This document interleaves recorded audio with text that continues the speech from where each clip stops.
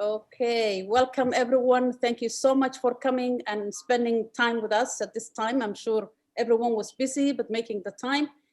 It is a great pleasure to welcome you to our discussion today on women and policy making in the Arab region, hosted jointly by Karama and the Arab States Feminist CSO network.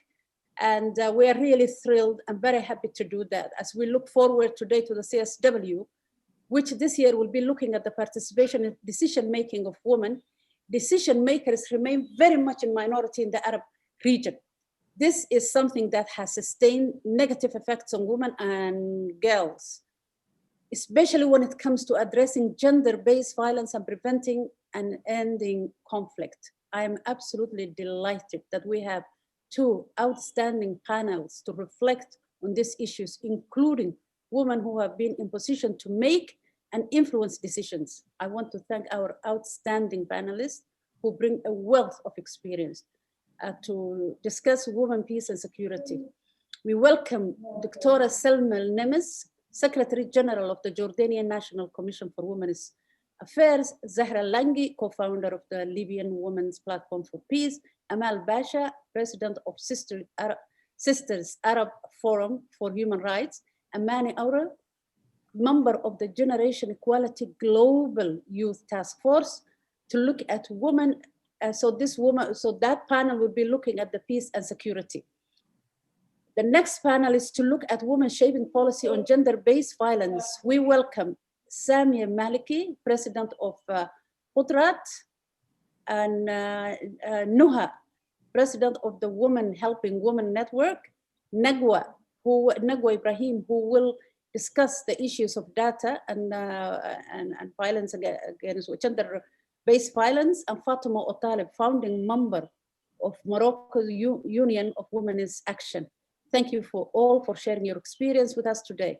One thing that their experience will show is the strength to be found in working together, building constituencies and building platforms across the civil society. It is uniquely special for us to bring our networks together and to work together to unify and amplify the voices of women who live in this region.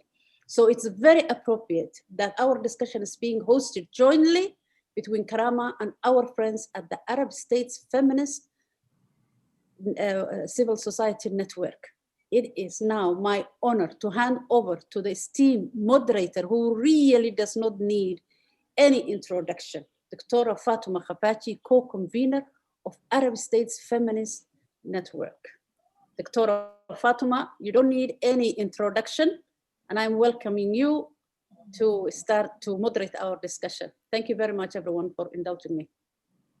Thank you very much, Hibak. It's actually an honor. I just want to say quickly that we have interpretation to and from English. So if you go down on your screen, you will find the icon interpretation. French would be Arabic and English would be English. I am so honored to be among outstanding feminists. I'm so happy and honored to collaborate with my dear friend and colleague Hibak Osman of the outstanding Karama network, and to bring the two networks together today. And I think it's the beginning, and we have also a lot to do together in the future.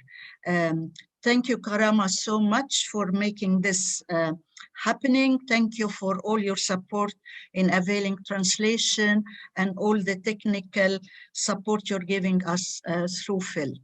Thanks a lot again, and really happy to welcome all the speakers, the outstanding feminists from the Arab region. I'll turn now into Arabic.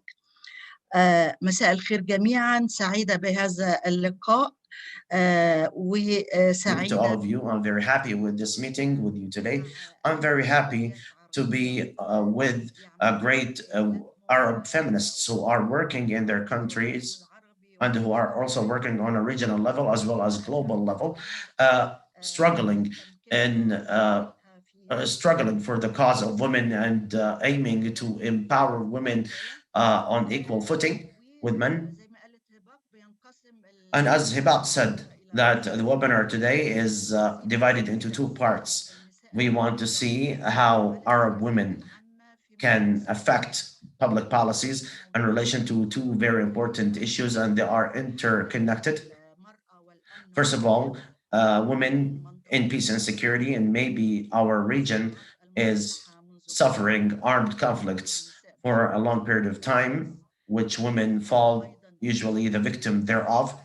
Women are trying to prove themselves worthy at this moment, and of course, these conflicts uh, prohibit or forbid women or maybe impede women from making any influence. And we will be also speaking about gender-based violence or violence against women and girls, and what is the civil society in general doing in this regard.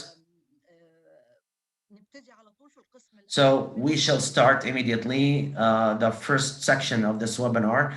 We will talk about women, peace, and security. And I am happy and honored to introduce Dr. Selma Nims, the Secretary General of the Women Commission in General. Of course, she is not only that, but she is also a feminist who has been defending women's rights not only in Jordan, but also in the whole Arab region and around the world as well. It is my honor and pleasure to introduce her to tell us about the Jordan Action Plan 2013-2021 in implementation of the UN Security Council Resolution 1325.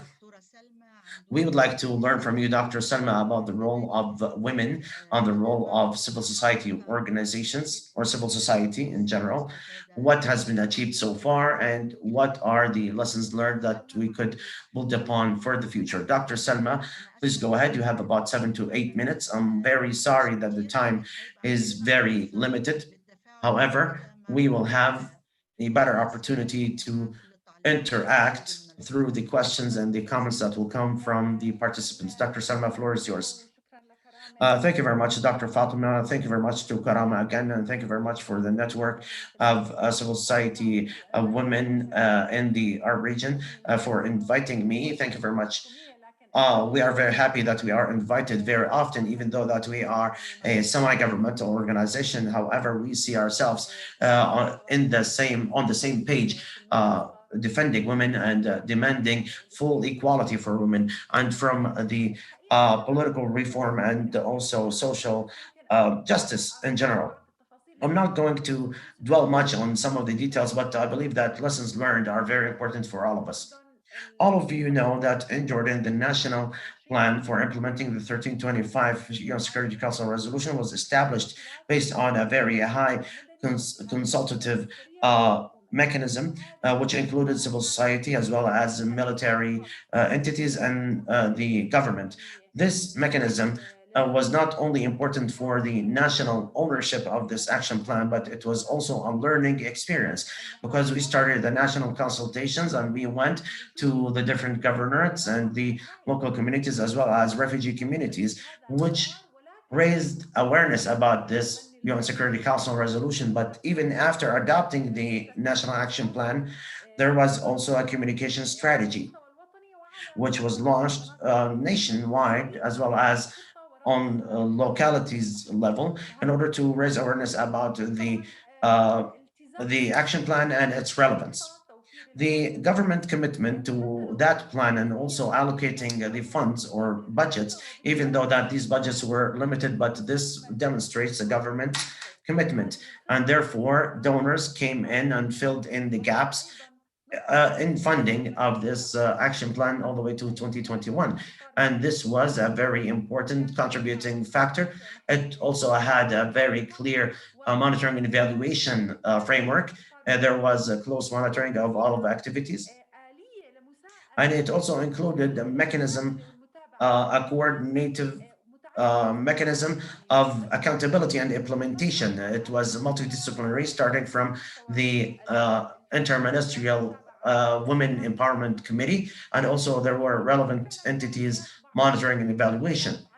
So therefore, there was accomplishment on all four pillars. Of course, uh, with some dichotomy, we were insisting that funding should come for the entire action plan in order to avoid funding for one pillar without the other. The pillar related to participation of women in peace and security and in also decision making and peacekeeping forces, and also adopting the accountability mechanisms in relation to gender mainstreaming, and also the second pillar, which is the role of women in local communities in countering violent extremism. And this is a very important also a part which we have worked on with the civil society, and also another part which is related to providing gender sensitive services. This is to the victims of violence, whether the refugees or the host communities. And the fourth pillar, which is associated specifically to the communication strategy, is to make sure that there are changes in community attitudes in relation to women participation, and also their attitude towards equality. So if we want to cover what has been accomplished, and also the women participation, they have adopted a gender strategy, a gender mainstreaming strategy. We will be launching a strategy in the Jordanian armed forces, which includes the police, army, and also the civil defense. However, there are so many challenges which we cannot deny or ignore. So I have referred to some of the lessons learned while I was talking about our action plan and strategy. However, in addition to that, there are a number of positive lessons learned. The importance of partnerships in implementation, not only partnerships in developing or drafting the plan, because we cannot actually implement alone. So through partnership with civil society, for example, in countering violent extremism, because there are civil society organizations that have experience on that. Partnerships with civil society organizations on local level, because we are not an implementing entity. Also, the partnership between the government and those civil society organizations to provide services related to countering violent extremism or GBV. Now, the linkage between this resolution and the resolution on youth, peace, and security. And here in Jordan, we have networked with the National Alliance on Youth and Peace and Security. So we have a representative in their alliance, and they have a representative in our alliance. Right now, they are working on establishing a plan based on that and building upon our experience in women, peace, and security, truly based upon our experience and the lessons learned. Of course, we see that the role of youth is essential, and we perceive this networking to have a positive effect. In terms of the overlaps or the intersections or interconnections, this strategy cannot be isolated. It must be linked to other strategies. As I said, the strategy of youth in peace and security, the youth strategy, as well as the women's strategy in Jordan, which was adopted last year, we find that under all of its four pillars, there are intersections and overlaps with our plan regarding the women, peace, and security. And there are very clear links, not only with the 1325 resolution, but also with the 16th goal, with the Peking mechanism, because implementation cannot be done in silo. And here I'm approaching the biggest challenge, which we are talking about, which is the concept of women participation in the decision-making positions. Despite the improvement in numbers, however, the process is still not systematic, whether it is national or on the government level. And the evidence of that is what happened at the time of the COVID-19 pandemic, because when they started the planning, they did not recognize the role of civil society. Civil society nor women organizations were engaged. They were not in the planning committees nor the implementation committees. So therefore, that actually deepened the inequality. And in Jordan, we were only extinguishing fires. Unfortunately, we take the step, or we make the action, and then only we try to solve its negative effects later on. One of the one of the consequences of the COVID-19 pandemic and the lockdowns is the increase in gender-based violence, and we haven't seen any response to it. Even the Interministerial Committee on Women, they were not actually a part of the committee, even though that there were male ministers, they were not a part of the planning committees. So unfortunately, we are still working in silos. We are talking about one plan, a plan one in one place, and we forget it in another place. And still, the civil society engagement or recognition of their role is still very narrow. We understand that the narrowing space or civil space which appeared during the COVID-19 pandemic is very dangerous. We need to engage them in obtaining funding or obtaining approvals for funding. All of this, which uh, the lack of participation would actually undermine our ability to implement. Thank you very much. Thank you very much, Dr. Salma. In fact, you have clarified the positive things that can be summarized in interconnectedness on the local level. And this is very important, meaning that how can we actually achieve engagement of civil society? You spoke about the cost of the plan, you spoke about monitoring, evaluation, as well as accountability. And you also spoke about the importance of linking the process to the role of youth in peace and security as one priority. You spoke about the different intersections, or and we always talk about linking the plan in Jordan to so many other things like the women's strategy as well as CEDAW and all of the other important instruments around the world. You also mentioned some of the challenges. For mostly is that the process is still not systematic, and also one challenge about the lack of women presence, especially in the response to the COVID-19 pandemic, and the women absence from crisis management committees, and also the issue of gender-based violence, which is increasing in numbers.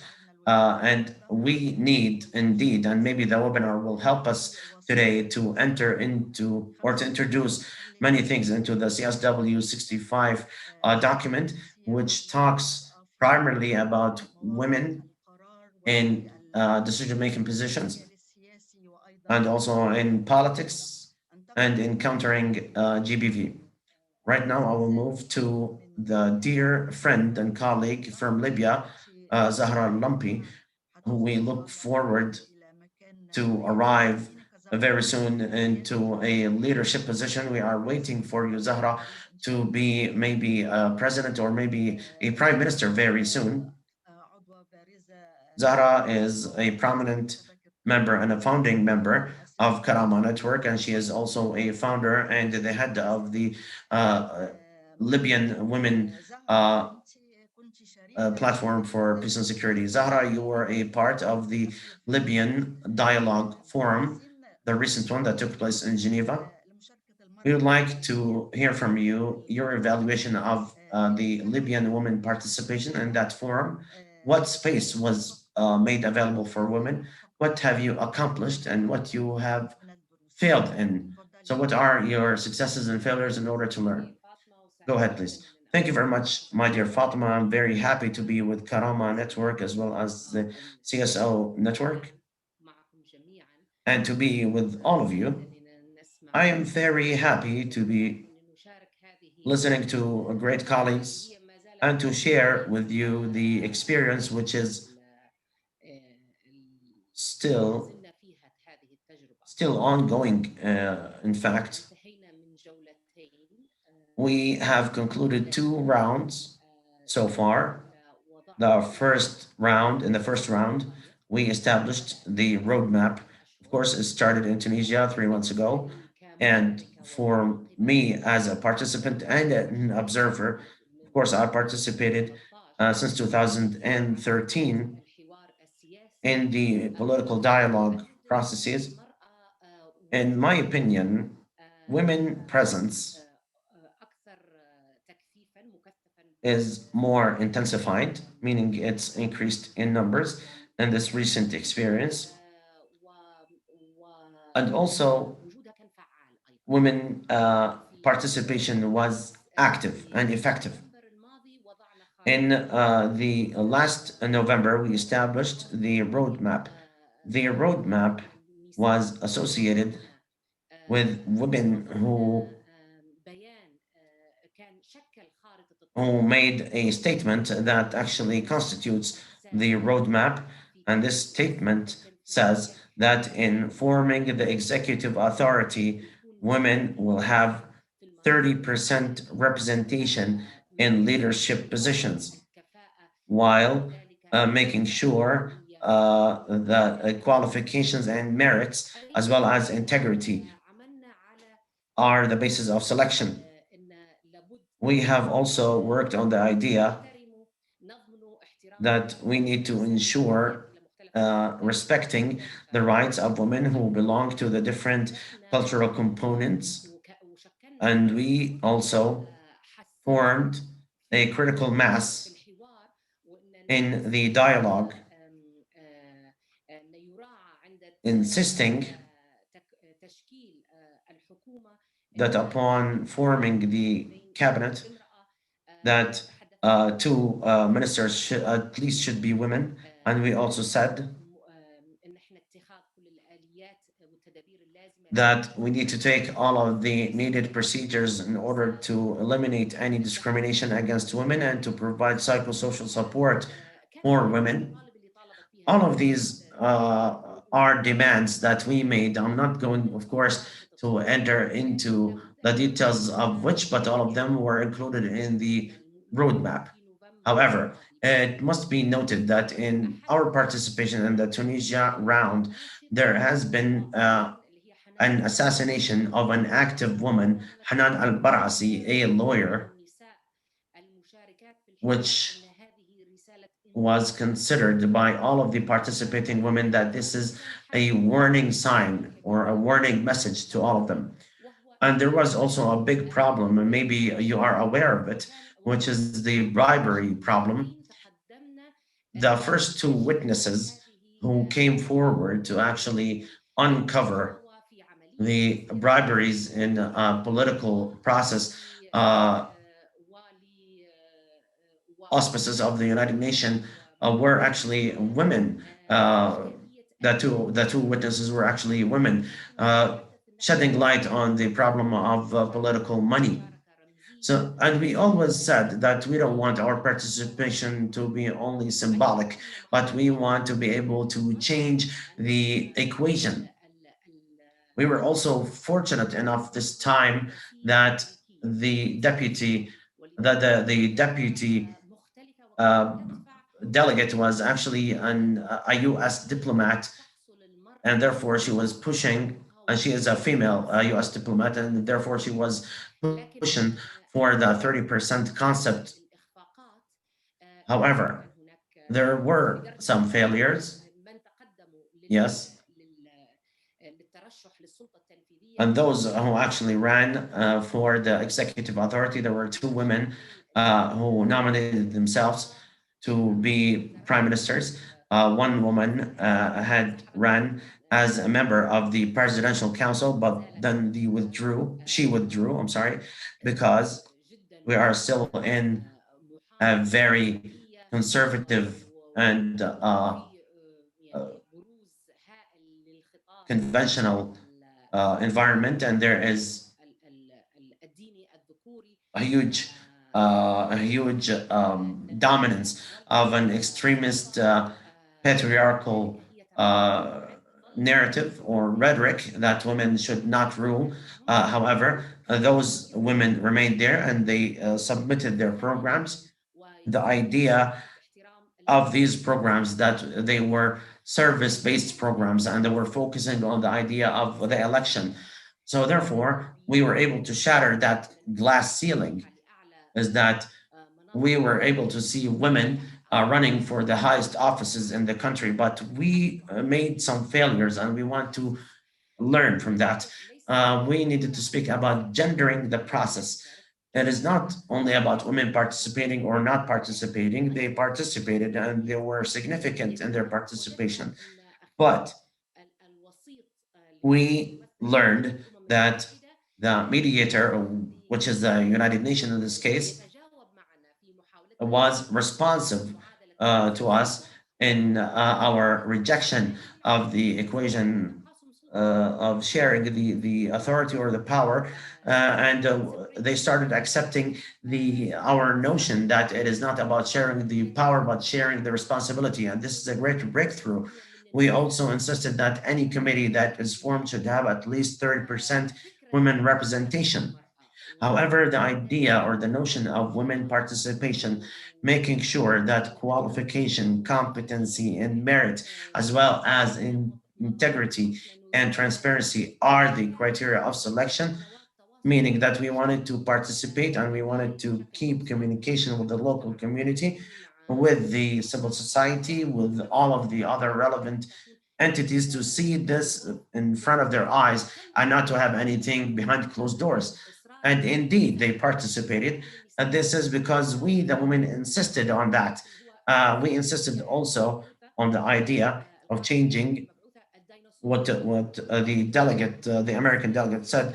We wanted to change the idea of the dinosaurs, the status quo party, who refuse to actually leave their seats or leave their power. So we insisted to shake their chairs, so to speak. But for me, there are main principles which are the essence. We need to think about actual mechanisms when we speak about gender in the process. We always say that a women role in mediation or women role in peace is not only confined to demanding women rights or defending women, but there are other things that can be accomplished by women. Well, we can be the watchdogs, we can be the whistleblowers, and whenever there is any risk or any suspicions, uh, women role come into play in uncovering these suspicions. I believe that we've played this role relatively.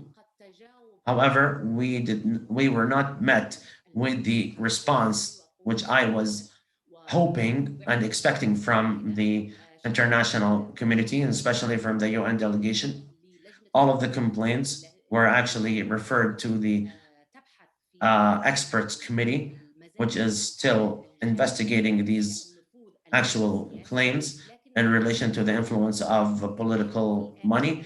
However, we need to think about standing mechanisms when we speak about auditing, for example, accountability, and making sure no one is immune to charges. You have 1 minute, ma'am. This is the minute that I'm going to finish. And yes, our thinking should go beyond the notion that women are just there to be counted or we are counting women. No, women presence counts. The women presence in itself is actually a guarantor or a guarantee of the integrity of the political process. So that's why, as women and feminists, we need to think of mechanisms and to think how can we network together to maybe contribute to each others and to support each other whenever we participate in the peace process. Thank you very much. Thank you very much, Zahra. Thank you so much for linking between the women presence and the issue of integrity, and how can we have mechanisms to ensure this, and also focusing on the importance of being being together, and that whenever we are cooperating and synergizing, we would be stronger and we can achieve more, and that there are actual opportunities of active participation, and that you are insisting on active participation based on merit and quality and not only based on numbers. And you said that when the mediator was actually a female US diplomat, she had stronger influence. Thank you very much, Zahra. Right now, we will move to Yemen, of course. All of us are sympathetic with Yemen that has been witnessing hardships uh, for a very long time. It brings tears to our eyes. What's happening in Yemen? We have with us Amal Basha, who is a human rights activist, and she is also a women rights activist, and she is the head of a Shaqa'iq Forum, and also a prominent member and a founder of Karama. Amal, Yemeni women play a very significant role. And of course, we are seeing this, and the whole world is watching. And this has been the case since the beginning of the armed conflict, and they have been very courageously active on the ground. And since last December, you have the Women, Peace and Security Action Plan. However, in that plan, you are referring to gaps. Can you tell us what kind of progress have you made and what are the gaps that we can maybe address or talk about how can we bridge them or how to learn from them? Go ahead, please. Thank you very much, Dr. Fatma. Thank you very much to Karama. Thank you very much to all of my dear colleagues and friends and Karama family. Thank you very much, Dr. Fatima. And for our women feminist group, the Karama partner or co-organizer. Talking about Yemen brings emotions, and of course, I've prepared maybe a speech, but maybe there is so much to be said about what's happening in Yemen. One of the ironies that in the end of 2019, the Yemeni government, the international recognized government of Yemen, has adopted the National Action Plan for implementing the UN Security Council Resolution 1325. This was by an initiative of the Social Affairs Ministry, which replaced the National Commission on Women, meaning the National Commission on Women was actually suspended, and the file was sent to the Ministry of Social Affairs. And this is unfortunately a decline and a regression as a result of this devastating war. The National Action Plan, unfortunately, we were surprised by as feminists and as civil society. Suddenly, in May of 2020, a national action plan was announced. And 2 months later, we requested a meeting with the Minister of Social Development or Social Affairs at the time, a female at the time. And we talked to her about the plan. Unfortunately, she's neither a feminist nor a civil society background. She came as a bureaucrat through the IRG. There was a pressure by the civil society organization to implement the 1325. And in the civil society, we have already prepared a plan that is similar to the national action plan. And we actually started implementing the 1325 without having a national action plan. And indeed, alliances of women networks have been formed to work on all four pillars of the 1325 resolution. The National Action Plan was done with complete secrecy. Civil society was not engaged at all, except for one representative of the National Women Commission, which does not exist anymore in Yemen. Another very important point, this committee was formed and they drafted the National Action Plan with participants only from the south of Yemen, as if we have de facto two different countries, North Yemen and South Yemen, who drafted this action plan that is called national, while it's not really national because it doesn't represent the whole territories of Yemen, in addition to the fact that indicators are not accurate in that action plan. Also, this action plan was not associated with any budgets. how can we implement this 4-year plan without a budget? When we spoke with the minister, we told her there could have been a better plan, especially that the international community is attentive to Yemen, especially about the women, peace and security, and civil society could participate with the government of Yemen on in drafting this plan. At that time, she said, "Let us implement what we can implement right now, and maybe in 4 years, maybe we can review it and amend it." Today, and 2 months ago, actually, and despite the fact that Yemen in the dialogue conference had approved a 30% representation as a minimum for women, which is the minimum that we agreed to. And we agreed that women representation should not be any less than 30%. I don't want to frustrate my friend Zahra. I will tell you that in the national dialogue, they made 30%, but 2 months ago, the government was formed free of women. It's like we say fat free products. This government has no women whatsoever. We have 24 ministers in addition to the prime minister. No women are present there, neither 30% nor equality, nothing, nothing at all.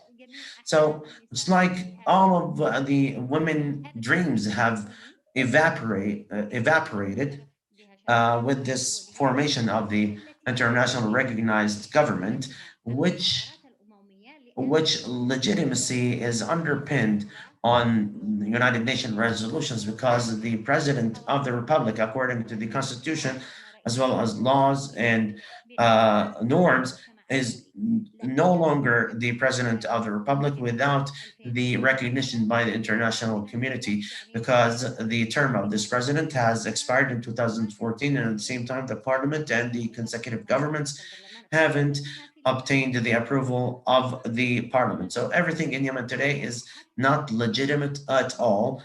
But even what the international recognized government is relying on are the outcomes of the national dialogue. But despite this, they haven't respected the outcomes of the national dialogue in relation to women representation. And today, there are appointments. And public office has become a mean of enrichment only because Yemen today is living in the worst humanitarian crisis because the government does not pay salaries to all of its employees.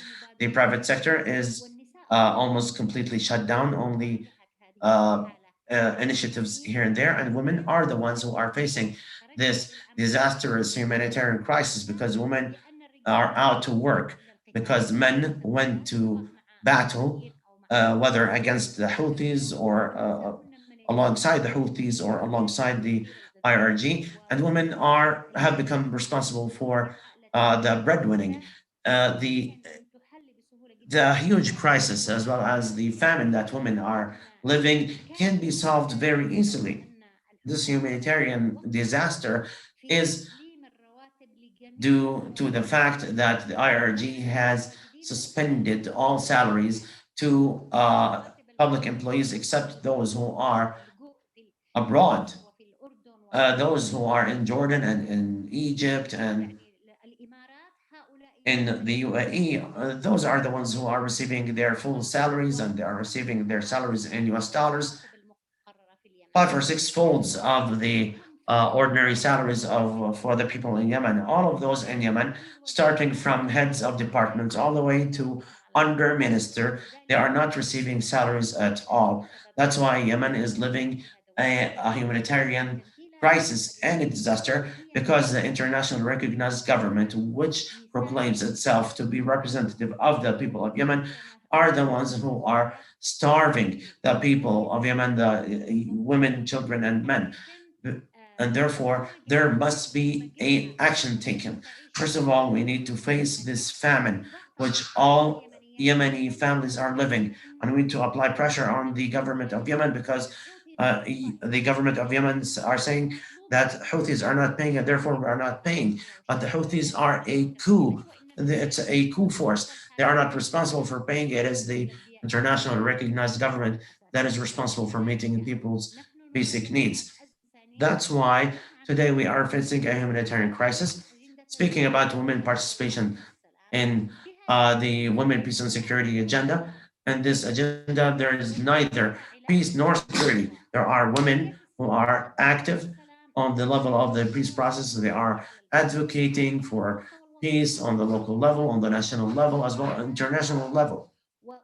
Women presence is very significant, and women are the only vocal voice for peace right now in Yemen because they are not a part of the warlords or the barons. We are not a part of the companies selling weapons in Yemen. We are not tribal leaders or sheikhs. We are not military leaders. We are not politicians and leadership elites.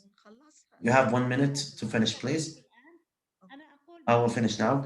Yes, I would say that women, even speaking about women participation in the decision maker and the peace and security, and also sitting around the negotiation table, is has become socially unacceptable in a time where people are dying of starvation, and that many people are calling for ending the weapon trade because there are profiteers. Yemen has become a market for weapons, and we hope that with the new U.S. administration and with the new EU policy and declaring or calling for stopping the war, we hope that the daily destruction and this disaster could come to an end. Thank you so much, Amal Basha. In fact, really, we cannot speak about participation while women or while Yemen is in need of radical solutions. It needs to see seizure of weapon trade as well as so many other things. So the situation in Yemen is unbearable. Thank you very much for giving us this clear idea about what is happening. Right now, last but not least, the first part of the webinar with the young women. All of us are proud to have Amani Arouri from Palestine. Amani is a strong defender. She is always a defender of the human rights as well as the right of the country. And she says that Palestinian women and girls are not only victims. She is a permanent member in Karama as well as in the CSO. Amani, you are playing very important roles in shaping the future women agenda. You are a member of the International Youth Forum, and you are also a part of the Women Peace and Safety Network, and you represent the Arab region. We are always proud of you. Tell us, do young women have a different perspective about the women, peace, and security? And if there is a different perspective, how does it look like? First of all, I am the one who is very proud, and I am fortunate to be in a session that has all of these prominent feminists, prominent not only on the regional level, but also on a global level. I consider myself to have been raised by such feminists who do not condone any form of discrimination against women or violence against women. So that's why it is my turn now as a young girl or a young woman. I would like to start my intervention to answer your question, introducing myself as a young woman, a young Palestinian woman. Every word of this introduction carries so many meanings and a lot of the context that we are living in. As a woman, we know that we are discriminated against and we are subject to violence. We are subject to GBV. I'm a Palestinian, meaning that I live in an area under occupation, Israeli occupation for 70 years, and I'm also a young woman who is living in a conflict context. And here I also add my voice to the voice of the Yemenis. I'm always advocating for the causes of Yemenis because it is a country like Palestine that is marginalized on a regional level as well as on international level. It is marginalized, unfortunately, despite the fact that their causes are very important. And I'm a young woman, which means that I'm the link between the different, I'm the link in the gaps, the age and the gender. These are the intersections or that need to be linked. When we speak about women, peace, and security, we need to take into account that we are living in a patriarchal society. Also, the forces to be actually use this context in order to exacerbate the effects of the war as well as clashes or conflicts against the people, just like what's happening in the case of Palestine. The occupation soldiers are actually using GBV against all Palestinian citizens by using the stigma or using the honor crimes. This is, of course, a very long discussion. We don't need to speak about the stereotyping that young women are faced with in the Arab region, but let us speak about the women, peace, and security, and what is the role of young women, and do they really have a different perspective? Have we actually started to create a link between the generations? We are talking about intergenerational dialogue. Today, we have the largest campaign, which is the Intergeneration Equality Forum, one intergenerational dialogue. And this is one of the most important agendas. And this is what we are accustomed to through Karama. Karama, this is an approach and a methodology, not only Karama, but also their partners. Their whole work is based on creating an intergenerational dialogue, as well as mobilizing all of the energies and the new generation in order to have synergy between the different generations in order to strengthen the voice of the women movement and also to be able to influence the decision making. In 2020, it was the occasion. I don't like occasions and I don't like actually celebrations, but we're speaking about agendas and national plans. But when we look at the reality that women and young women are living, and even all of the youth are living, we see that we are declining. We are faced with more persecution, more marginalization, more denial of opportunities, not only opportunities in work, but opportunities in accessing education or health, or even the opportunity to enjoy the peace and security that we are talking about, and all of these resolutions and decisions. I'm not going to embellish the reality. We are here to actually study where are we at now, what kind of progress have we made so far, and what do we need to do to build upon the efforts exerted previously, and to also maybe maybe look at the past and to see where we have failed. 20 years for the women, peace and security, and the year 2020 is the fifth year about the 2250 resolution about the youth, peace and security, which is the first United Nations resolution that sheds light on the important role that the youth play in peace building, as well as achieving sustainable peace and security. It had created also responsibilities on the member states to actually align their regulations, policies, and programs in a manner that would encourage and to promote the youth participation, active participation in the decision making, and that would also ensure them against the consequences of wars and the conflicts, and that focuses also on the issue of reintegration.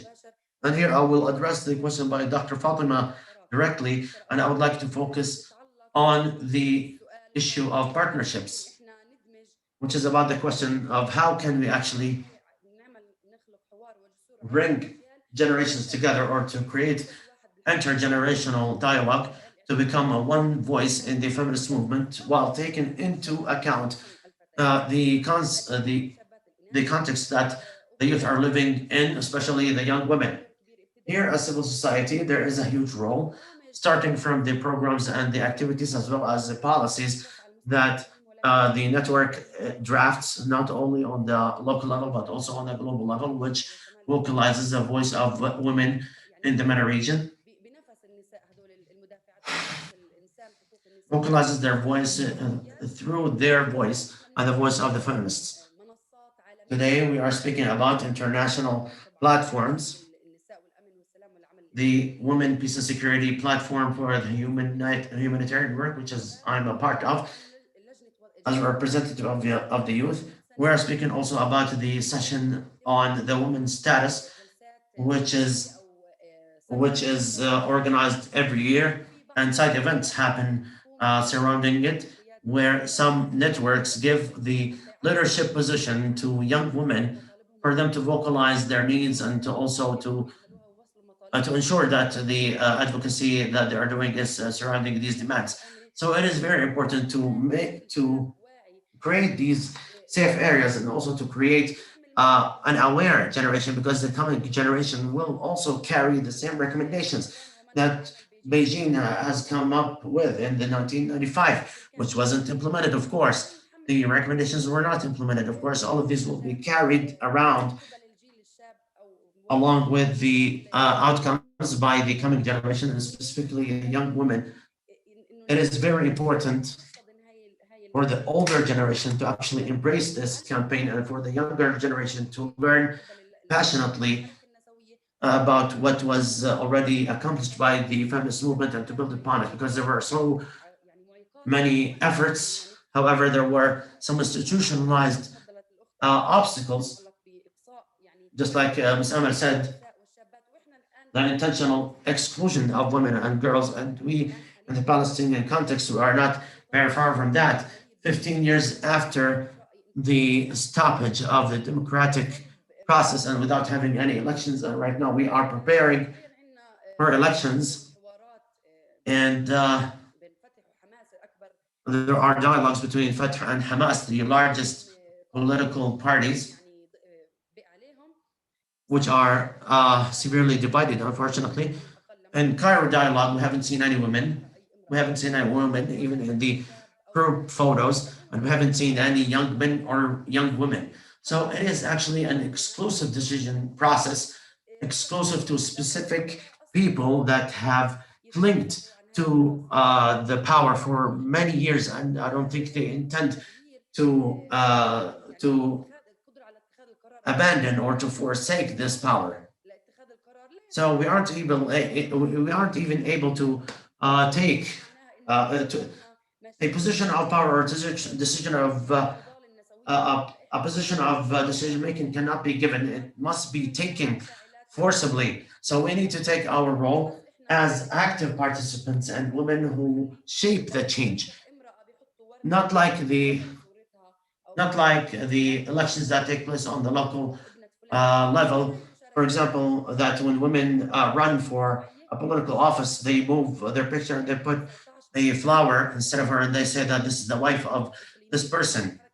No, there has been a global movement that started, and I'm very proud to be a part of it. Whereas the global youth task force for Beijing 2020 was established, and through this task force, we started with 30 young men and women from all around the world who started to learn about the different contexts that the youth are living in. Amani, I'm sorry for interrupting you, but if you can finish within 1 minute. So we started learning also in this context, which Dr. Salma and Nims have mentioned also. And I would like here to commend the experience of Jordan in establishing the Young Men and Women Alliance. And of course, here in Palestine, we are trying to simulate this alliance. It is very important to mobilize the youth effort and to also raise awareness of the youth about their ability to affect change, especially in relation to the reality of young men and women in the Arab region. Thank you very much. Thank you very much, Amani. And we here stress on the importance of intergenerational dialogue and communication. We are indeed very proud of you. And with you, we are also pressuring the government to recognize the role of governments. معلش اتأخرنا يمكن متأخر شوية فلو حد عنده سؤال ممكن يرفع ايده لو ما كانش في الشات في سؤال او سؤالين نقدر ان احنا ناخدهم. انا مش شايفة حد رافع ايده. There is a very important question in the question and answer. Yes. Anne Mosen. اتفضلي هبة. في حد يعني Anne Mosen and the question and answer. Yeah, should I read it if you want? Yes, please, because I can't see it actually. There seems to be strong pushback on power responsibility sharing by men in the Arab world. How do you change that culture without having to wait another 20 years for visible progress for women? مين من المتحدثات يحب If I may, Fatma? تفضل. I think, سريعا. yes, Anna, in English, okay. I think I brought the issue of that we, in our peace processes, we're trying to change the formula from, or to have a shift of paradigm from power sharing to more people-centered, or to what our special envoy called sharing of responsibilities. I think what is needed is this change of paradigm and set of mind. So, and that's what I mean by gendering the process and having a feminist perspective of peace processes. So it's not about having more women in these peace processes, is about changing the power dynamics and linking peace with the agenda of people, and not about putting more people in power, whether they're women or men. So I think this is what we need to work on. And yes, I don't mind that it takes 20 years. I tend to be a process-oriented person rather than a goal-oriented person. So we need to start changing the shift and having a shift of paradigm. That's what we need to discuss, more than discussing the quantitative representation of either gender. شكرا. Yes, I'll just Fatima, ممكن? تفضلي. Yes. Well, I see that the most important point in the question of Anne is the strong pushback on power responsibility. And I think it's the pushback. And I can answer from Tunisia, our context.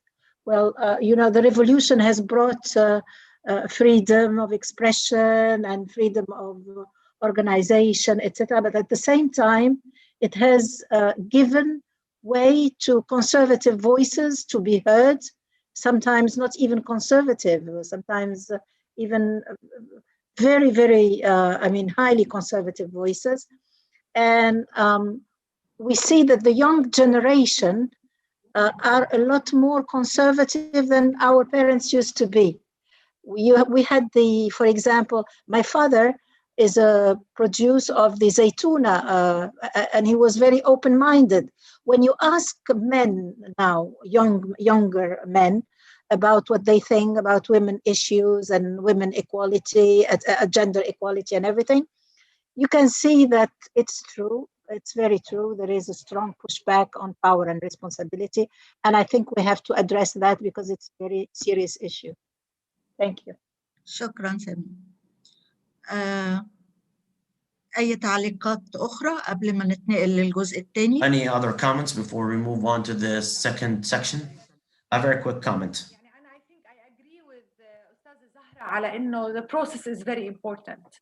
وبنفس الوقت أنا بقول I think that without political will change in legislation, then we will end up يعني عن جد waiting. يعني we cannot wait. We have a process that has to work on changing attitudes and accept, you know, and breaking this concept of division of roles within the society. But we cannot sit and wait. So I think we have to work on both tracks at the same time. Yeah, Yes. I think 20 years it's very long. We hope to be much shorter, and I think we've started. يعني, we're happy that there are so many platforms now that really helping us to come together. And I think really in the Arab region, we have started coming together and having really a strong voice that makes a difference now, also globally. So I hope, you know, something would happen also with our efforts in the near future, or at least nearer than 20 years. Hopefully there will be a progress, not a regression in 20 years. Yeah. There might be a regression. No, let's not, I mean, let's not allow it. As women, you are strong women. You're stronger than women I've seen in other regions. Why can't we put our foot down? And that's not what we're going to take anymore. فاطمة ممكن أعمل ملاحظة تانية يعني أنا النقطة الثانية هي إنه أنا بلاقي إنه The second point is that I've seen, at least in Jordan, is that there is a disconnect between the leftist political track and the women track. Let's not only say the leftist track, but all the progressive track, as well as the but it is because it is taken over by men. So there is a patriarchy also in that track. And I believe that despite the fact that women are in the front lines in protests, but as long as these practices are disconnected, they will still see us as we are working in an organization, working on the issues of GBV, or another organization working on migrant workers. But where is our political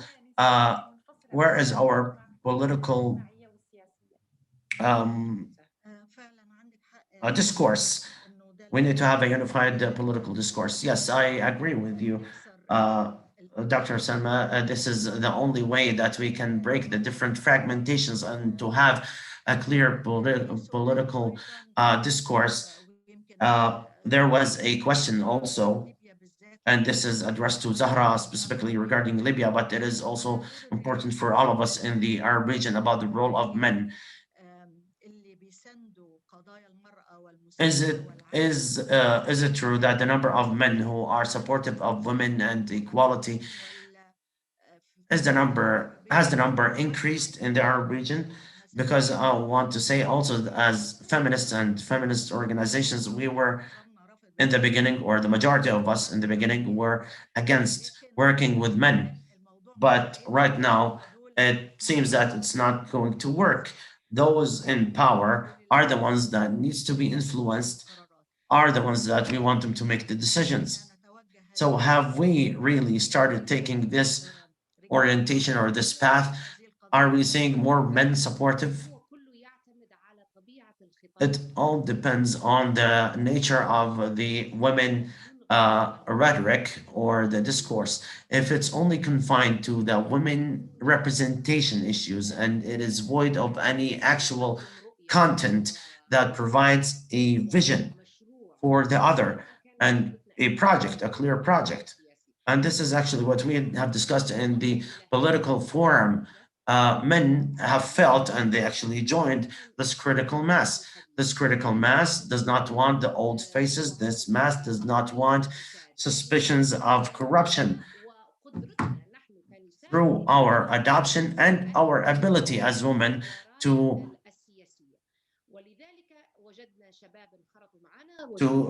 transcend the political parties. So we saw young men joining us when they call themselves the National Current.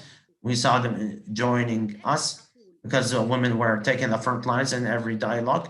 So if we women confine our discourse about the women representation only, then we will lose a lot. However, if we address other important issues, we will greatly succeed in creating a very broad base. We saw men saying that we prefer having a woman prime minister. However, there are men who just give it lip service or maybe to avoid something else. But it was very clear that the critical mass is adopting the national issues that are not partisan issues or politicized, but purely national issues. So this is possible.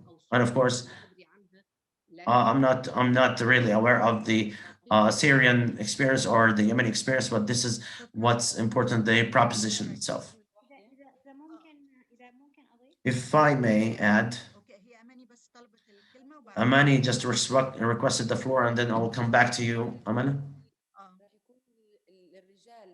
The different the question, the men will be real allies is when we create a partnership, and this can happen when the work is not confined to women, and when the women work is not confined to women, and when the youth work is not confined to youth. And in this way, we will be able to communicate and mobilize everyone. Amal, I would like to add to Zahra that women engagement in public issues and not confine themselves to women issues would allow them to mobilize many other people around them.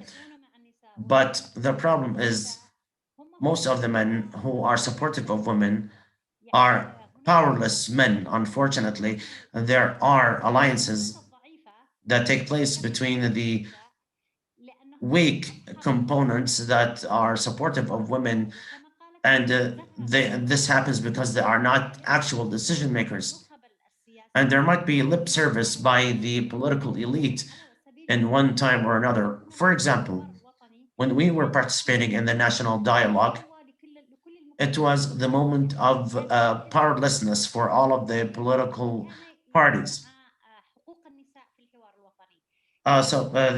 The political parties were with women because they were powerless, and also the opposition parties were powerless because the women and the youth have taken over the power in the change arenas, and political parties have become subordinates.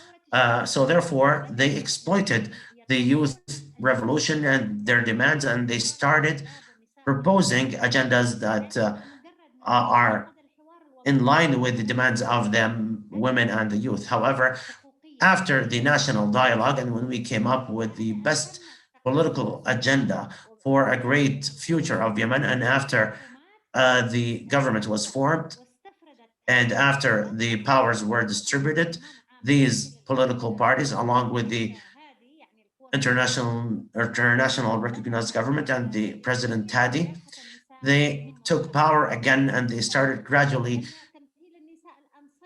pushing women out of decision-making positions. Today, there are 20 presidents and also 20 consultants for the president, and none of them are men. On daily basis, there are appointments in embassies and also in offices of ministers and the prime minister, and no women are being assigned.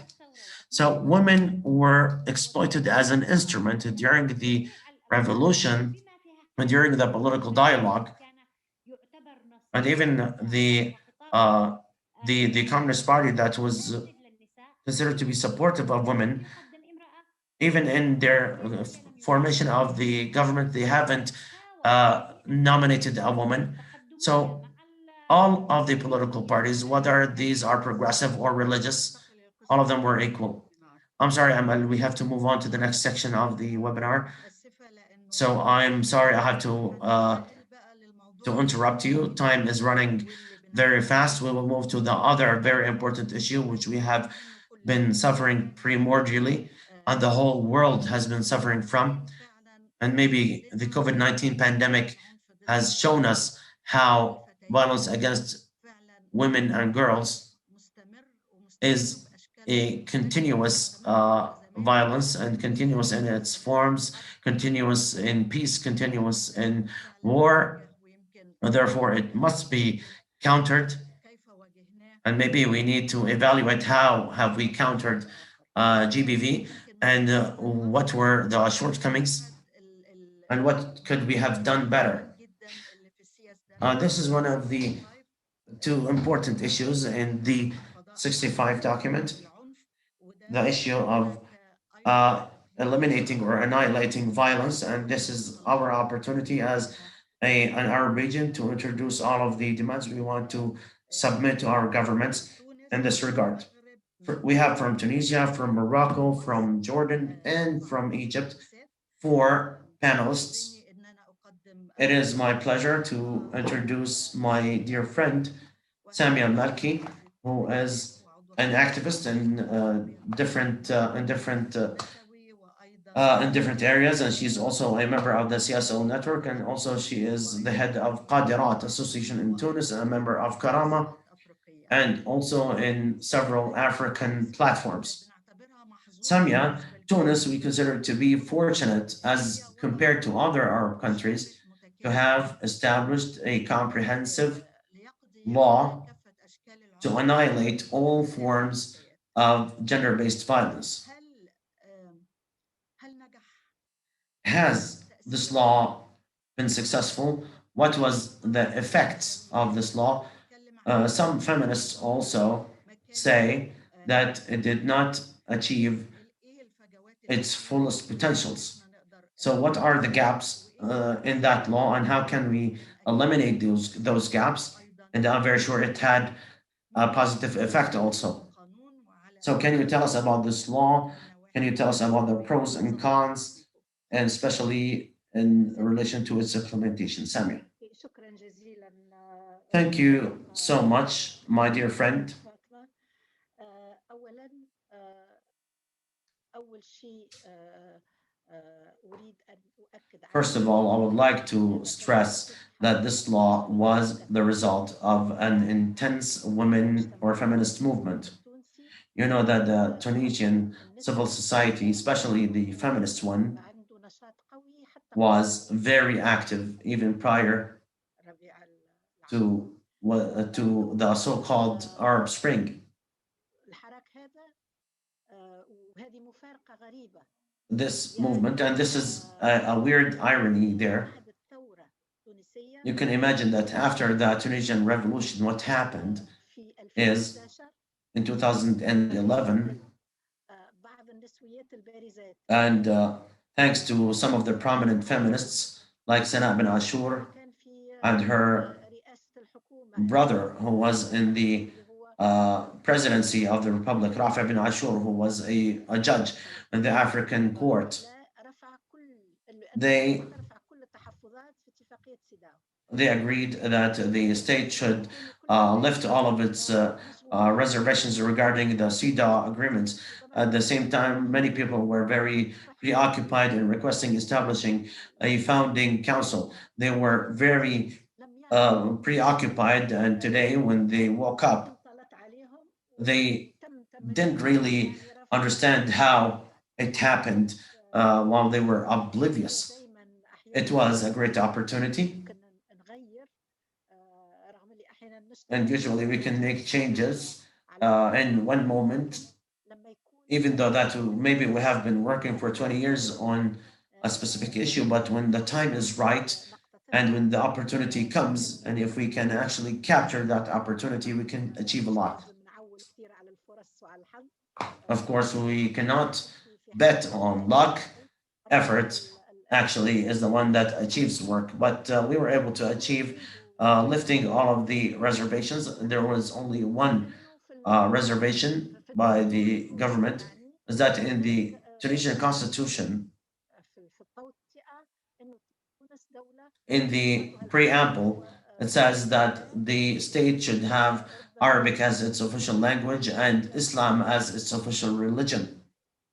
كان نفس انها تكون But we wanted, هذه العبارة we did not want في this expression لكن to be in the constitution على هدين يعني الناس الشعب عنده because the people were demanding uh, a religionless state صارت بعد طبعا خلتنا or a secular state, but the laws that were drafted after that, and despite all of the difficulties and the obstacles, and thankfully, and thanks to the civil society in Tunisia, which met the expectations of all women activists, it was able in 2017 to push towards establishing a new law to annihilate violence, which is the law number 58.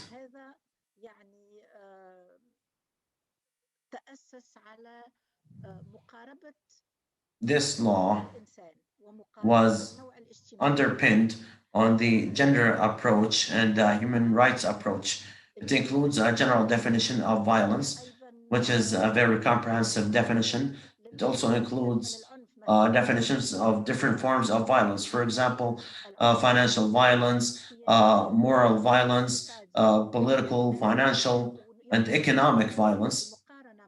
And of course, in comparison to other regulations or legislation, the uh, gender based violence law is considered very modern, especially that it penalizes the different forms of violence in its third chapter in relation to criminalizing and penalizing violence and its perpetrators. Of course, it's a comprehensive approach, as I said. It aims at countering or addressing all forms of violence through several approaches. First of all, prevention, and secondly, pursuing perpetrators and capturing them and prosecuting them and protecting women. And first of all, considering violence as a form of discrimination and a violation of human rights. And of course, this is a great gain because after having a legislation that considers violence a form of discrimination, but also respecting the will of the victim in making the decision suitable for her, and also respecting the privacy of the victim, and also allowing equal opportunities to access services in all of the areas and cities. And of course, I will not go back to to answer the question by Dr. Fatima to say what have we accomplished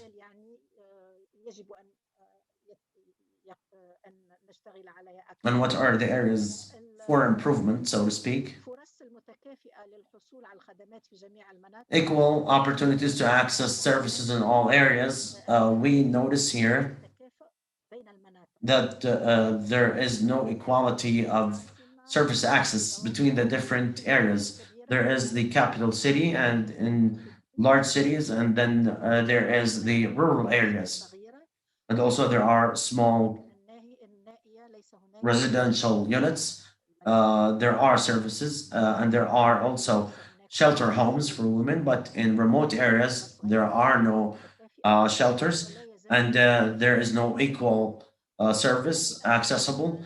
And maybe the road is still long way ahead, not because our democracy is relatively young, but because maybe we were surprised by the COVID-19 pandemic.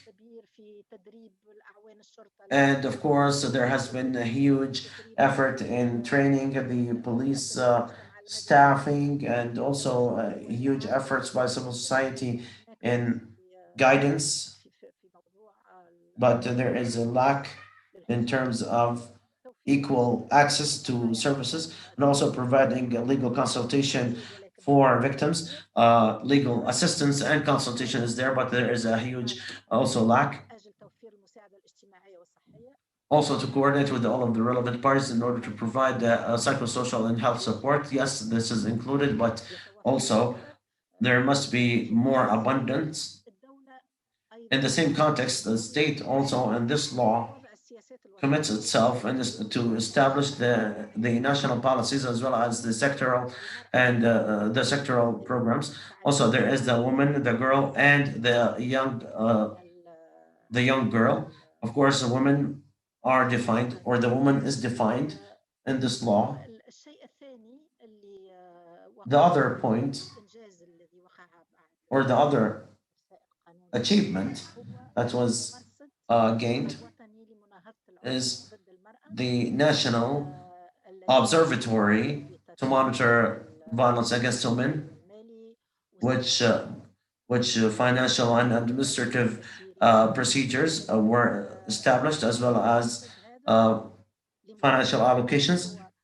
This counter-violence observatory is autonomous, which has a legal personality, and it has legal and financial autonomy. Of course, this observatory works on collecting information and data, works on collecting information and also receiving complaints, and also monitoring the implementation of regulations and policies, meaning to see to which extent the government, which has to committed itself to so many commitments, to which extent they meet their promises, also conduct field research, and also to coordinate and to cooperate with civil society organizations, and also to provide opinion about national programs. So this is the current situation in Tunisia. All of you heard that there is a an increase of violence incidents during the COVID-19 pandemic. Some people say that there is a huge increase. I would say that there is an increase indeed in violent incidents during the COVID-19 pandemic, but this is also the result that the Ministry of Women has actually promoted very intensely the hotline, and they received so many reports and complaints.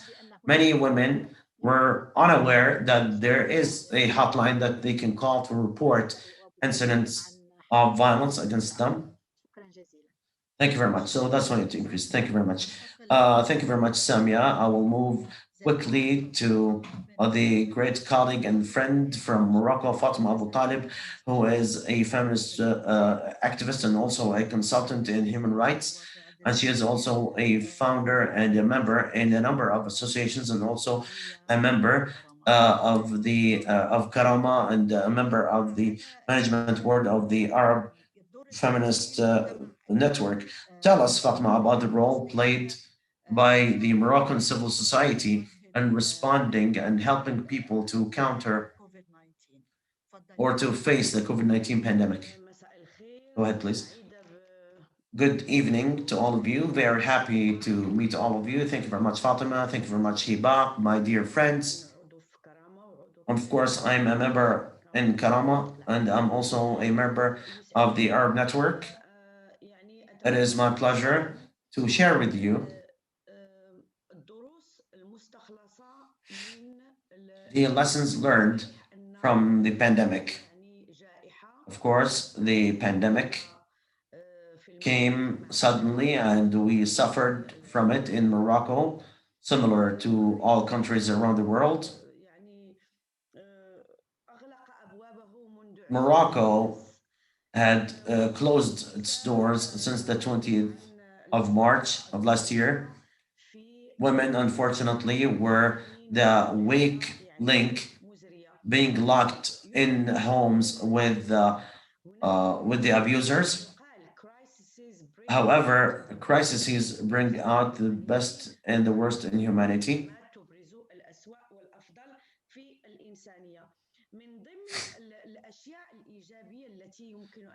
Among the positive points that we can identify here is that the pandemic and the circumstances of the pandemic allowed for collective work between the civil society and the local authorities. Why? Because there was a mutual awareness about the risks of this pandemic on society. What's positive about this?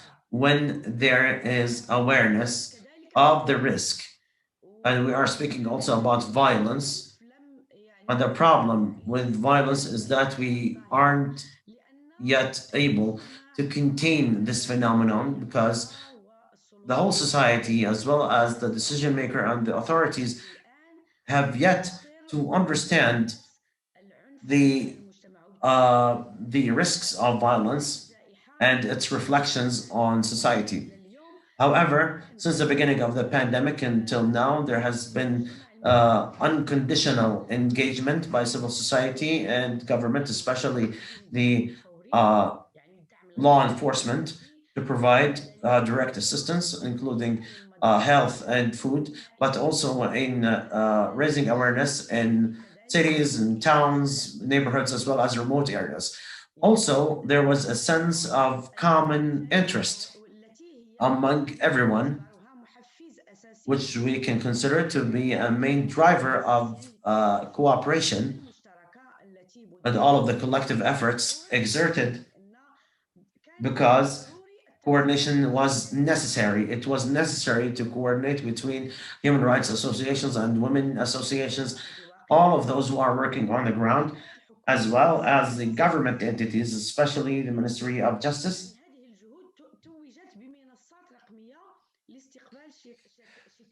Of course, all of these efforts were coordinated by electronic platforms to receive complaints by women, similar to all of the other electronic platforms.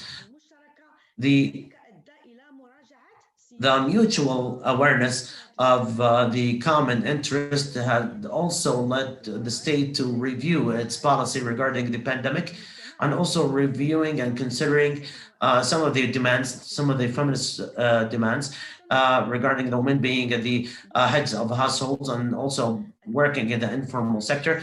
And it prompted the government to look into the issue of the increased gender-based violence during the pandemic due to some procedures. The government has taken some procedures to provide cash assistance to households. But what's weird about this is that all of the cash assistance in the beginning, all of the assistance was given to men.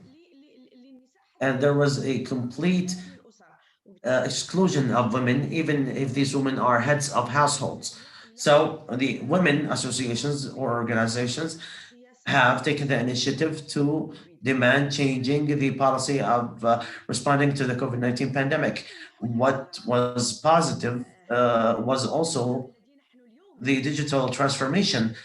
This digital transformation, which we are using today, is also very important, allowing women to submit their demands to the official entities. And we saw digital platforms allowing all of the different relevant organizations to meet and had brought them closer together. And the evidence of that is what we are doing here today. However, we must also mention some of the problems. Of course, exacerbation of violence. I'm not going to talk about it specifically, but all Arab countries have seen an exacerbation of domestic violence to which women and girls uh,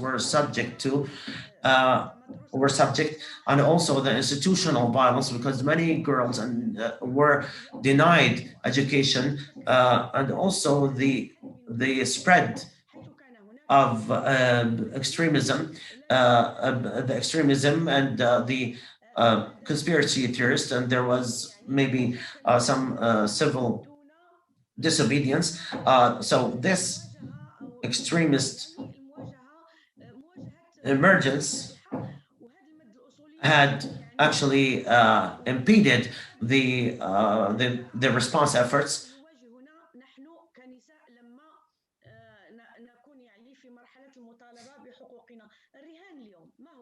So what's the bet today? The bet today is that we need to sustain the collective work between civil society and the decision makers in all fronts in order to improve the situations of women and also to lift the injustice. We can consider violence as a pandemic, or GBV is a pandemic, and it should be dealt with through the same or with the same approach. Also, the sense of ownership regarding the GBV, this is also a bet that will remain, and also adopting the concept of common interest by the whole society, and for the whole society to work collectively in face of the pandemic, and they should all work together facing the violence. So this is the bet, and this is the call for all of the CSOs and CBOs to take the positive aspects of the pandemic, the digitization, and also the common interest. Fatima, you have 1 minute left. I'm sorry to interrupt you. It's okay, I'm done. Thank you, Fatima. Thank you, Fatima. I'm done. شكراً جزيلاً. Thank you so much. ننتقل إلى الأردن. Right now, we will move to Jordan, ويسعدني أن أقدم and it is my pleasure to introduce my colleague Nuha Mehrez, who is the advisor of the Women Network for Support of Women, and also a founding member الشبكة in النسوية العربية. the Arab Feminist Network. نهى، Nuha, والعادات والأنماط الاجتماعية norms and norms موضوع قيم and traditions in Jordan, similar to other Arab countries, as well as the family principles and the role of women in maintaining these principles, make women more susceptible to different forms of violence. Some of these forms of violence are perpetrated under the guise of honor. And this happened also during the COVID-19 pandemic. And there is also a problem with reporting, because norms and traditions could make women reluctant to report. So as an activist in this issue, and as a person who have dealt with violence against migrants in Jordan, how can we encourage women to report violence? Nuha, go ahead. The floor is yours, please. Nuha, you are muted, so please unmute your microphone. So thank you very much, my dear friend Fatima. Thank you very much, Ms. Hibat. Thank you very much to all of the dear colleagues and all of those with us in this session. I'm very happy to be with you here today. I stress and emphasize on working on changing the cultural mentality. This is very important, similar to all of the other issues related to countering GBV or violence against women in general. We know and we stress that we are still in a patriarchal society. This patriarchal society always limits women freedoms and their rights, and at the same time targets violence against them because they consider this violence as justified or a family affair. So we notice that the societal culture promotes and encourages this violence in different forms, including these psychological violence, physical violence, as well as the sexual abuse and sexual violence, as well as economic violence and isolation. And there are so many examples based on our experience with women, in addition to the underage marriage, which we are seeing very prevalently, even though that the laws in Jordan prohibits this, and marriage should be at the age of 17 at least. However, we are seeing violations and huge numbers of violations, as these violations have become the pattern as opposed to being the exception. However, at the same time, what I understood is that I need to speak partly about the norms and traditions in Jordan as well as on the Arab region. So I might expand a little bit on this part. Here, I would like to emphasize that even in some of the Arab countries, and even they allowed the victims of rape to marry the perpetrators. Of course, here in Jordan, we have gone through this and we were able to abolish Article 308 of the Penal Code. And of course, the National Commission on Women in Jordan had a strong role, as well as associations in Jordan. However, despite this, women are still suffering. Generally speaking, if we want to mitigate this stigma and to mitigate this culture of silence that women have, why are they reluctant? Why do they withdraw? We have worked with so many women, but we noticed that they withdraw. Why? Because they are afraid their privacy would be invaded, or they would be afraid that their family reputation would be smeared. Do you still hear me? Do you still hear me? Or Miss Fatima, do you still hear me? I hear you, yes. So they are afraid for their privacy to be invasion. It looks like Fatima's connection is frozen. Her camera is frozen, yes. So at the same time, we cannot also deny that women are afraid. Afraid of what? Afraid that they might not be able to receive the service or to obtain their full rights or to attain their full rights as a result of the complaints they want to submit, and to be also protected because the protection system itself is flawed. We know that the numbers suggest also, and they also establish numbers in the United Nations say that 37% of women in the Arab region have been subject to violence, and it took different manifestations. However, unfortunately, the majority of them remain silent.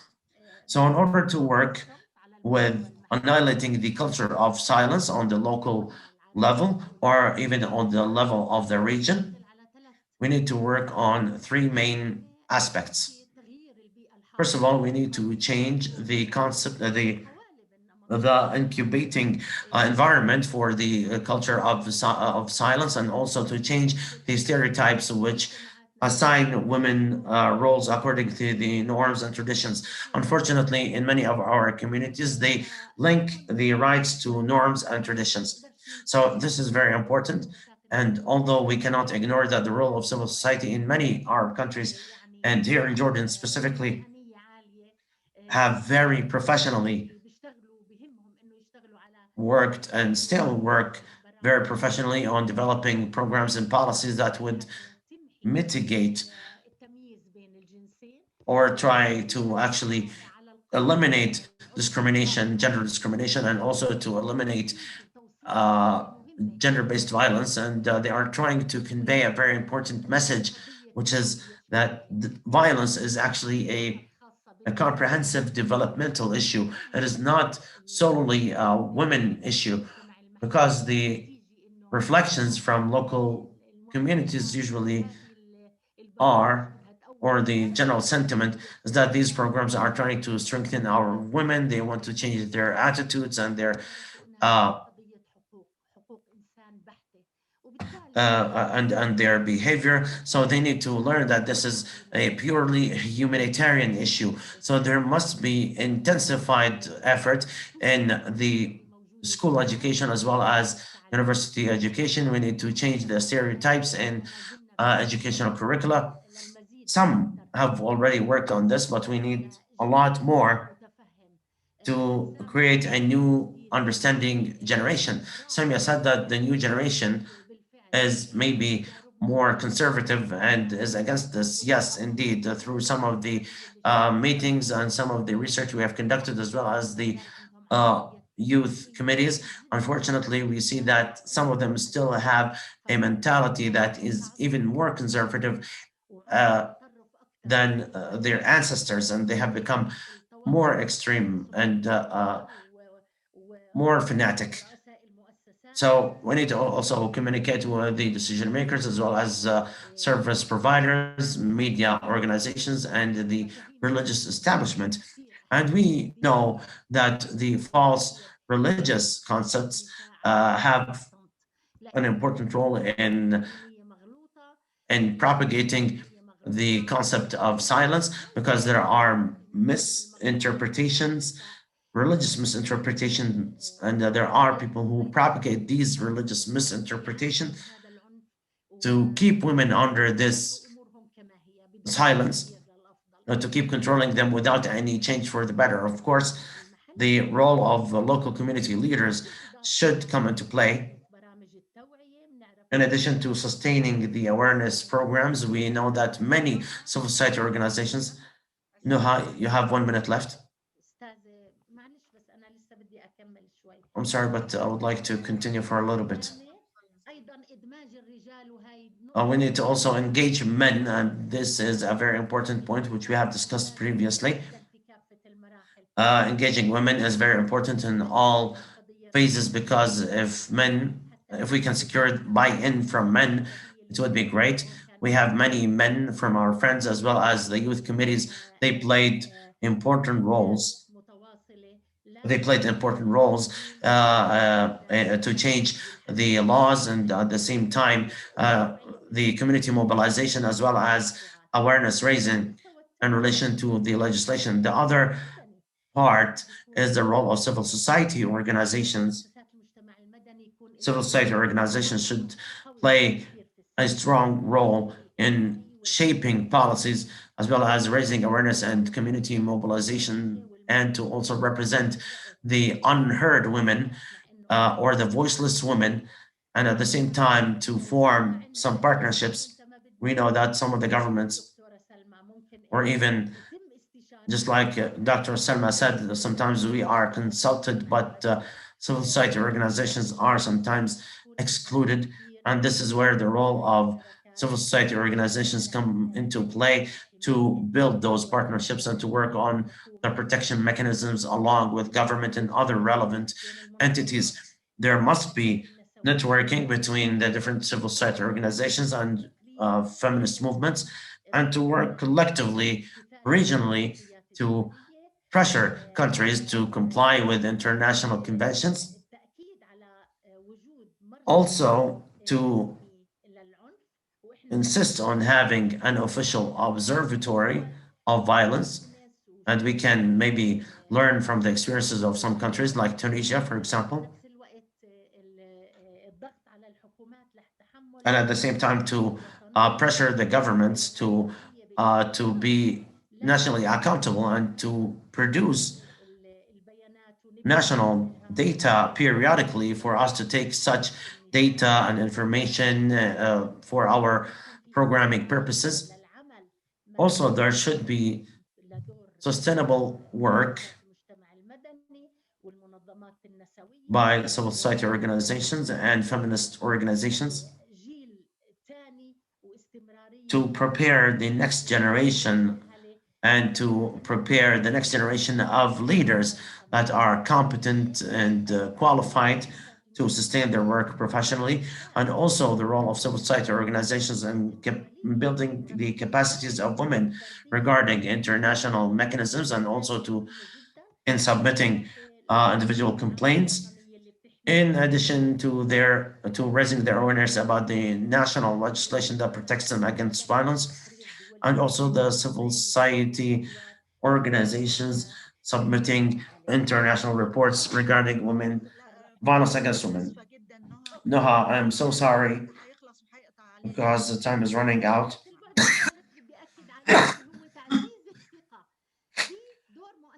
The third dimension is to build the confidence in civil society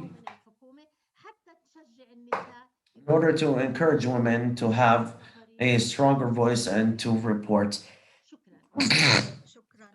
Thank you so much. Thank you very much, Noha. The last speaker in this section, we will also give it to young women. I am very happy to have Najwa Ibrahim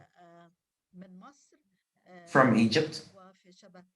She is a member of the Arab Feminist Network, and she is also a founder and a member of IDRAK Development Organization, and it is an organization that works tirelessly in countering violence against women. Nagwa, Egypt suffers from lack of information and statistics, whether from qualitative or quantitative aspects regarding violence against women and girls. Have you succeeded in Iraq to establish in an observatory using only a few resources that you were able to secure after a huge effort. And of course, you created this observatory inside your organization to serve several entities because you collect information and statistics about the forms of violence, and you are you were able to collect such information specifically during the pandemic time. Can you tell us about your experience? What does the observatory do, and where do you collect the data from, and how do you disaggregate the data?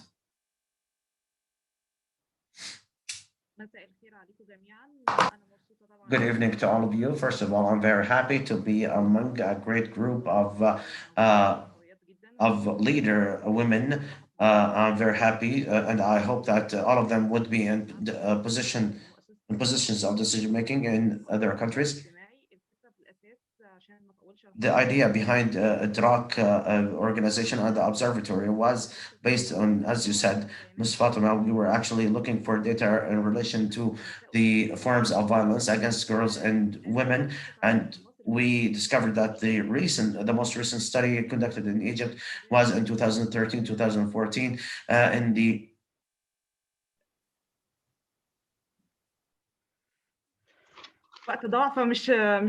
Unfortunately, I wasted a lot of time, so I'm not going to take much of your time. So the idea was trying to find data about violence against women, data that could serve civil society as well as researchers, and data that we can provide and submit to the decision makers.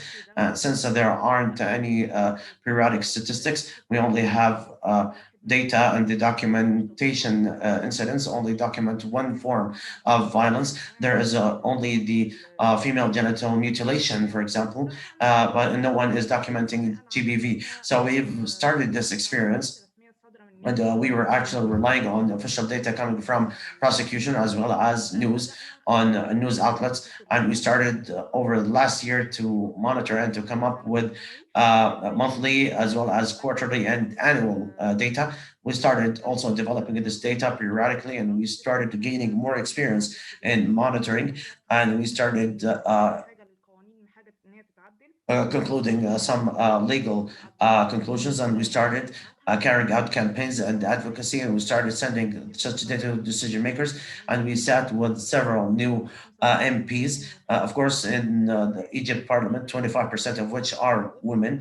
So we started sitting with them, and according to the numbers coming out from the observatory, we started sitting with the MPs, telling them that there are scary numbers of violence incidents in Egypt, and these are not all the incidents. There are cases that are not reported and they do not reach to the judiciary or the prosecution or the media. There are so many testimonies on social media which we cannot document because in the majority of cases, these are anonymous testimonies. So the observatory is trying to actually draw a map of the gender-based violence in Egypt based on the form of the crime and also the geographical concentration and also the age group most susceptible to violence. We were able to document the COVID-19 to the COVID-19 effects during the first wave and the second wave. We've noticed that during the second wave, the number of violence cases have doubled by 1.5 fold. And we also discovered that there is no domestic violence law in Egypt. The highest rate was 415 violent cases. Only 115 of them was domestic violence cases. 15 cases were murders of women, 14 out of them. كيف زوجين؟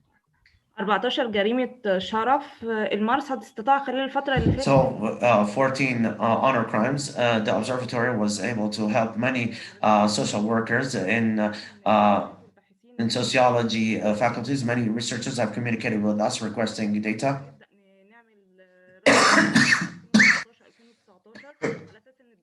And we started also documenting previous years, 2017, 18, to allow researchers to include such data. So we were very happy over the past year. We learned a lot to actually expand on our documentation and monitoring mechanisms. We are very happy that we were able to help more researchers to strengthen their databases on gender-based violence based on updated data, based on more disaggregated data about the age groups, about the governance, and about the timing during the first and second waves of the COVID-19. We were able to document or to report on some of the indicators during the 16 days of activity campaign.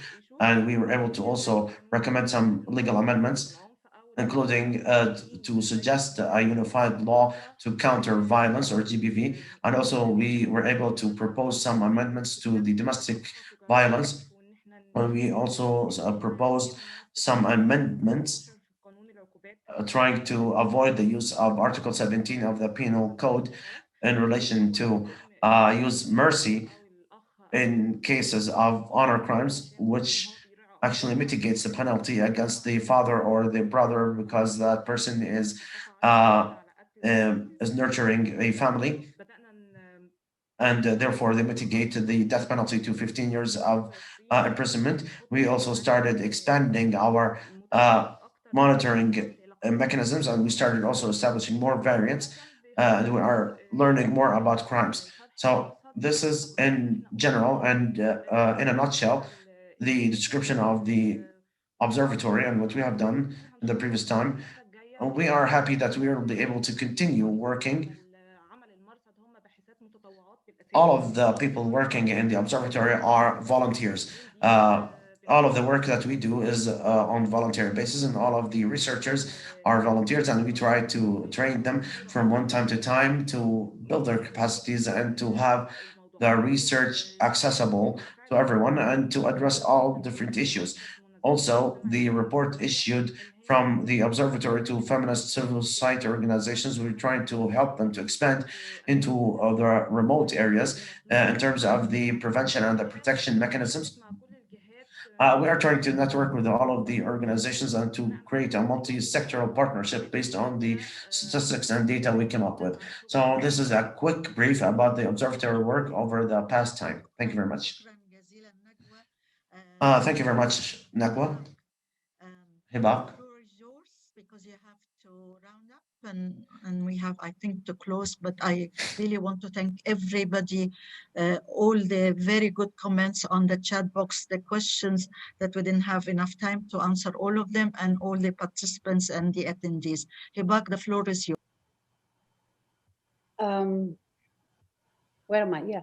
The floor is yours, Dr. Fatima, of course, but this is fantastic. We will send the video, we'll send the report to everyone, and this is just the beginning. We are going to have more.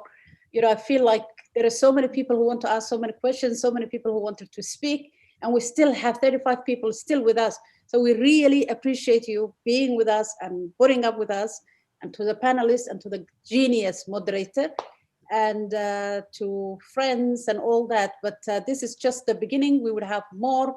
And if you really think there is anything else that we should do, this is, the Karama, of course, is a platform for everyone. So if there is anything or any ideas, for any of, for the feminist Arab State civil society network, or for Karama, please, we want to hear from you. We want to see exactly what is missing, what you need to hear, and all that. Our what we do is, bring experts and women who are really on the ground, because what's missing, there were a couple of things I just wanted to make a remark. One is, of course, this fascination with men. We have to bring men. We have to bring men. Sure, of course, you can always bring men, but men are no different from all the politicians and lawmakers and all that. Is strategic alliance, creating strategic alliance with them. There's no such a thing as let's stop and bring the men in. We are too busy and we have too many things to do, but we have to, of course, it's important to bring everyone.